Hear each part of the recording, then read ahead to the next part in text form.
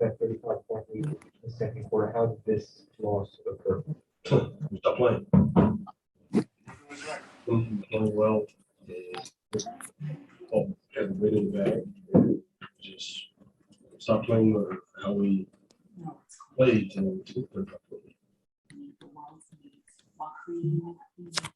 Was there a point there in the fourth quarter where you considered reinserting Daniel Gafford, who was effective when he played, particularly in the first quarter? Yeah, he had a good stretch early. I didn't like his stretch starting third.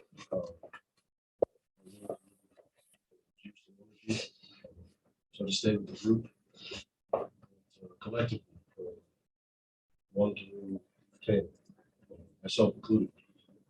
It's embarrassing. Can't let this happen. Cannot happen. 80-point half. 15 turnovers, 22 points. A bunch in the second half. Points in the paint. It's real easy for them. Give them life, allow them to stay in it, and they do plays late. Wes, I guess why maybe, but why not go with the backup point guard at some point rather than Denny and Jordan? Yeah, we thought about that. And, I was a little concerned with size. They were attacking the big downhill. Rebounding was an issue. So yeah, it was everything was in play. We obviously had the game somewhat under control. Struggled to get the ball in bounds. That's kind of when things fell apart for us. Obviously, third and fourth quarters were a disaster. But still had a chance to hold on to it. I mean, if that's play with Kuzma, just where was he supposed to go, and why did you guys have trouble executing that? I think the urgency to get open. I mean, they know right time it's you have to get open. Just hold that off, run through it, catch the ball. I did it.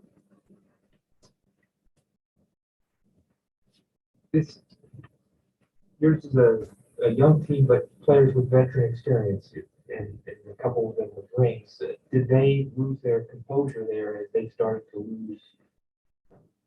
As the league started to dwindle? I think everybody wants to. You can't have the stats I just spoke of if we were playing toys. So yeah, it was everybody.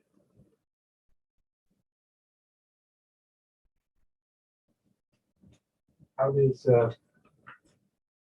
your team recover from something like this, given that this is not a typical loss? That's a good question.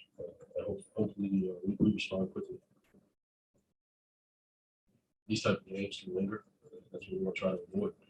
There's a lot from it that we can take, but these are things that you just can't happen. I think our guys are aware of it. They're frustrated, as they should be. They're embarrassed because you can't allow that type of performance in the second half and a game like that to win. Bears, it's also they use the word used after Austin. With all your guys coming back relatively healthy at the same time, like I think that's good. Well, I mean, it wasn't an issue in the first half. So I don't think that was the problem. It's it's something we got to figure out. This is not who we are. I just can't keep going down this road.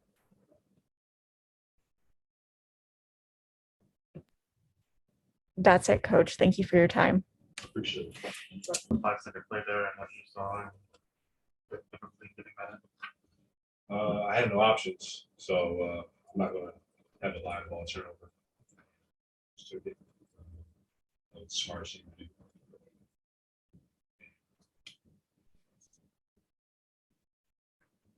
What do you make of a game like this? His opinion matters less. Yeah. His opinion matters less. Some guys, I don't know. It's powerful at this point. 35-point lead. Yeah. Got to do a better job. Everyone has to do a better job. It's really not much to say, honestly.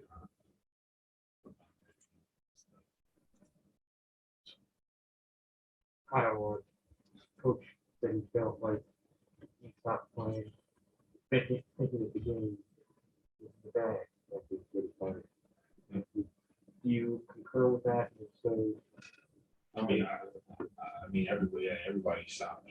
You know, felt like that's what we didn't do anything. Got to do a better job reading the room, on the bench as well. Team lost. Everybody lost.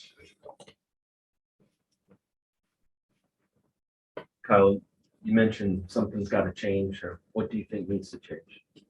Man, I have no clue. I know something got changed. 13 and 23, 6, 10, and 3. 30 games left. We would do this or we change that. I don't know. I don't put my favorite. So You've You guys have a couple days off and then have a really, really tough stretch at the top of both conferences. How do you regroup from this on? What do you focus on first? Man, I don't even know, honestly. You know, I can give you a generic answer, and I can just be like, you know, we need to come in and work hard and figure it out defensively, but we're not figuring it out. It's clear today. 35 for the beat. It's really, what else can you do in the day? You know what I'm saying? It's something's got to change. Something's got to, I don't know. Been in the league for a minute now. Is there something you can draw back on to help you through this time?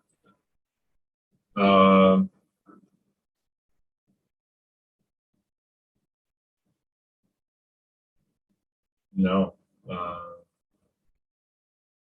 You know, it's tough. I haven't really necessarily been in a predicament like this. You know, it's we got a lot of challenges ahead of us. And obviously, we got a tough schedule. Still trying to fit multiple guys in a rotation. Still trying to figure out roles after 40, 50 games. I'm not really sure. You know what I mean? It's just got a lot of obstacles. So what was it like post game after a defeat this shocking? I mean, it's the same thing I said. It's like, what can you say? I mean, you can say we stopped playing. Yeah, we stopped playing. Say we didn't play defense. But at the end of the day, I mean, it's not good. You know, it's like one of the situations you just gotta laugh. There's nothing else to really. There's no good sign. There's nothing to it. Honestly. Can't lose by 35 to a team that was trying to lose. You took all the stars out. Paul George is not here. Kawhi's not here. You know what I mean? It's crazy. How much do you think not having the roles set kind of contributes to just your guys' recent stretch in general? I mean, it's tough. You know what I mean? Like, you would think by now, as a collective group, we would have our roles figured out, but we don't.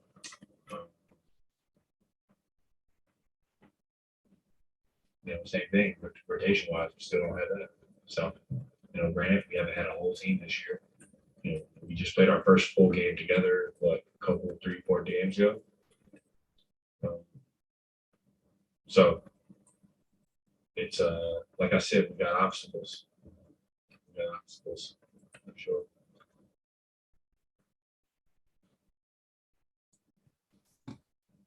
I think that's it, Kuz. Thank you. How do you sum up such a stunning defeat? Embarrassing. The first person I've ever seen me scratch. That's embarrassing. I just go away. We just talked to Kuz. He said something's got to change. Do you agree?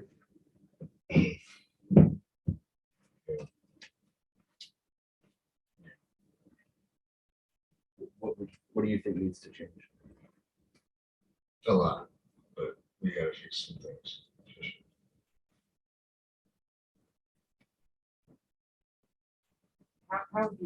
How did this occur, Brad? I'm literally sitting for the last 10, 15 minutes trying to figure out like I have no words besides embarrassing.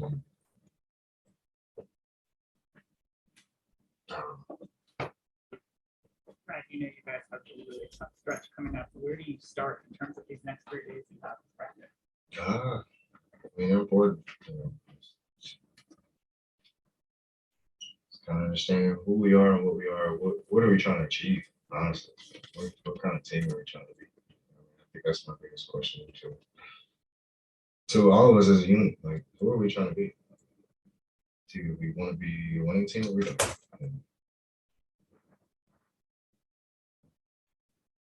We got a couple of days, like we said, we got a couple of days to figure it out. That tough Memphis team. It's been hot.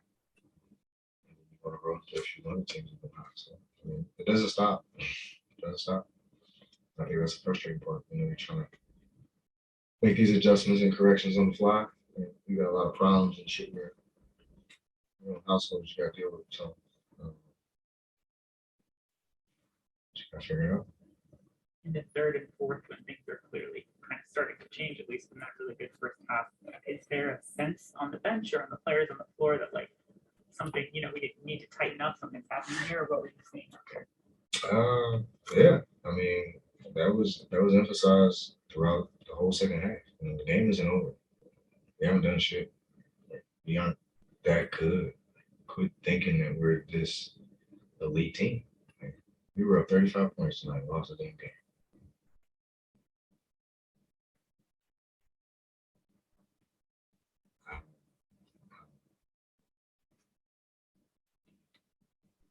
Brad, obviously there's a tremendous amount of speculation of your intentions in the future, especially with the trade deadline coming up. After these recent struggles punctuated by this loss, do you start questioning whether you want to remain here? I have a lot of conversations with Tommy. We're very transparent with what we want to do and what my future looks like. And yeah, the deadline is coming up, and I'm very well aware of how we're playing and how other teams are playing and what my interests are. You know, and I think I'm giving this organization an opportunity to, prove that and show that. And obviously, I'm a big factor in that too, in producing and playing well before. But I want to win, and we all know that. And it's just a matter of us doing it. You know, we got the pieces, we got the assets, we got the depth. You know, everything that we bragged about at the beginning of the year. Now it's put it together and make it work. Speculations are going to be what they are. I can't control that. But I know what comes out of my mouth, and I know where my heart is, and everyone will know. Kuzma was also saying that, like, as a collective group, you guys haven't really figured out your role. Do you agree with that, or how do you say that? Kuzma? Yeah, I mean, in a way. It's tough because you don't want to put guys in the box. But at the same time, I think it's just understanding personally what you can contribute. I think it's honestly being real. What are you capable of doing on the floor, whether you're, facilitator or shooter. You just do your job. You're a rebounder, screen setter, you slip away. Whatever it is you do, be a star on that. I'm not sure if we have that. And it's tough, because like I said, I keep preaching. I've been on teams where guys are like we got guys fighting for survival. Like, I get it. Like, I don't fault my teammates for it. Like, I don't feed their families. They gotta feed their families. We got guys trying to stay alive, guys trying to stay on the team, guys trying to avoid being traded. Because, like you said, the speculation's out there. Everybody keeps saying we're trying to, push to do something, but that's tough on the team. It's tough on guys to accept that and go out and try to produce and go out there and try to compete with the minutes that they have. That's tough. That is very tough. Brad, I apologize if you've been asked this. Can you describe what the last 10 minutes was like on the floor? Hmm.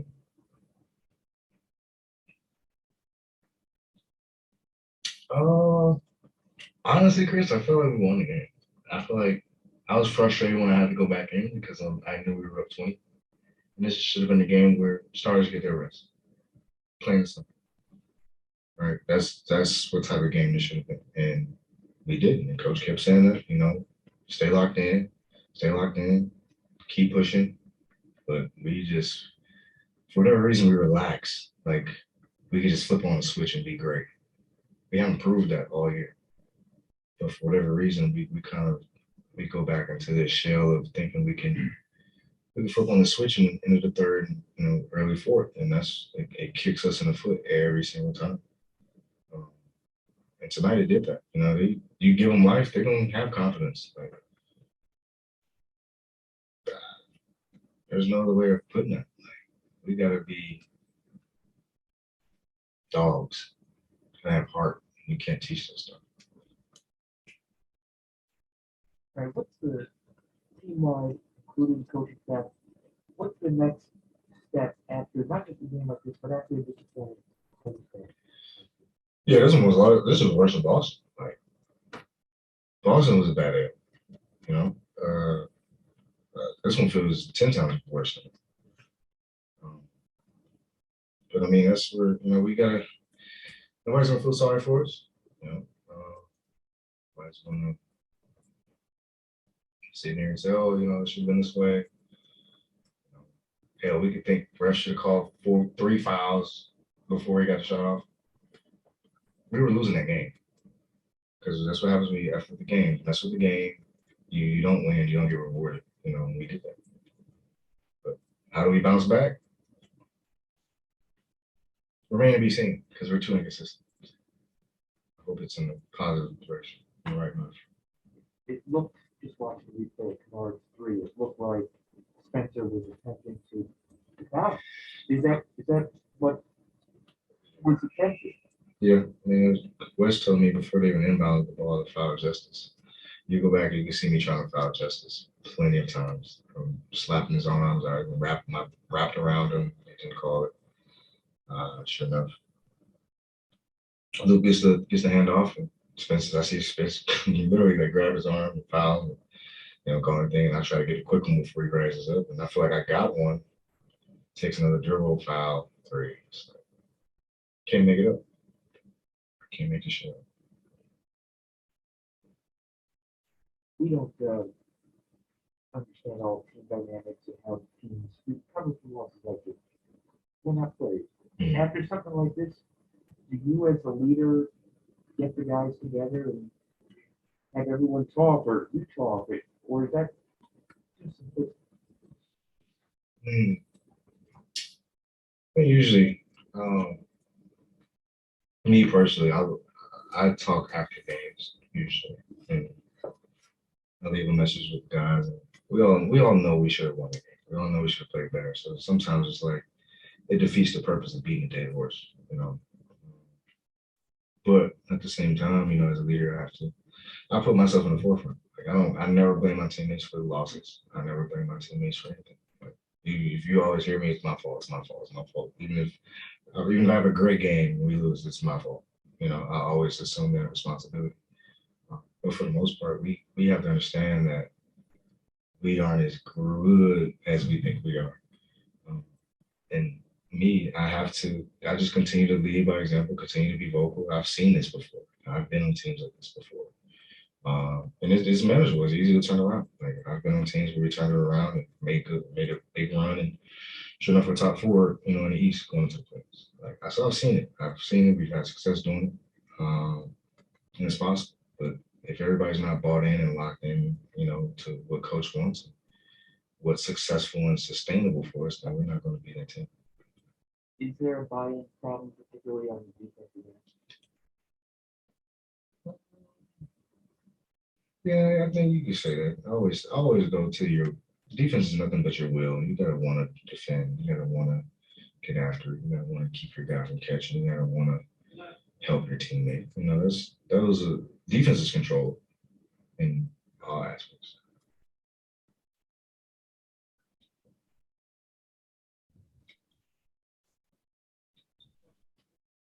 I think that's it then tonight, Brad. Thank you.